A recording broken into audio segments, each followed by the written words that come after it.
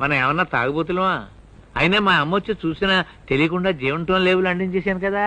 ఒరే అబ్బాయి, జీవంతో అంటున్నారేంట్రా? అబ్బాయి ఏమీ లేదే, ఒంట్లో కాస్త బలంగా ఉంటుందని జీవంతో తెచ్చుకు తాగుతున్నాం. మరి మధుకోక చేసా తీసుకురమ్మని చెప్పే కదరా. మేం తీసుకుని మాకు బాగా పనిచేస్తే వాడికి ఇద్దామని మేము ట్రైల్ వేస్తున్నాం. అసలు ఈ మందు గుణగణాలేంట్రా? ఒకటేమిటే ఎముకలు, నరాలు, కండరాలు పళ్లతో సహా గట్టిపడిపోతాయి. ఎక్కువైందంటే శరీరం కొయ్యబారిపోతుంది. అబ్బో, రక్త శుద్ధి చేస్తుంది.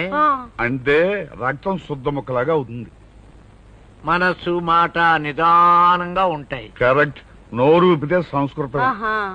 కీళ్ళ నొప్పులు, వాతం పటాపంచలు అయిపోతాయి. ఏంటేంటి? కీళ్ళ నొప్పులు, వాతం పటాపంచలు అయిపోతాయి. పటాపంచలు అయిపోతాయా? దొంగ సన్నాసి, మరి నాకు ఆ మాట చెప్పవేరా? నాకు నువ్వు తాగుతావా? అవునరా. వద్దమ్మా, నువ్వు తాగలేవే. మరి ఇద్దరంగా మాట్లాడబాకరా. మీరిద్దరు తాగలేంది, నేను తాగలేనా? పోయి జీవంటోను. అత్తయ్య అదెందుకు గాని రేపు నీకు వేరే సీసా తెచ్చిస్తాంలే. చాలే అబ్బాయి, ఊరికే నసుకుతున్నావు. అది నేను ఎంగిల్ చేశానే. నీ ఎంగిల్ నాకో లెక్కంట్రా.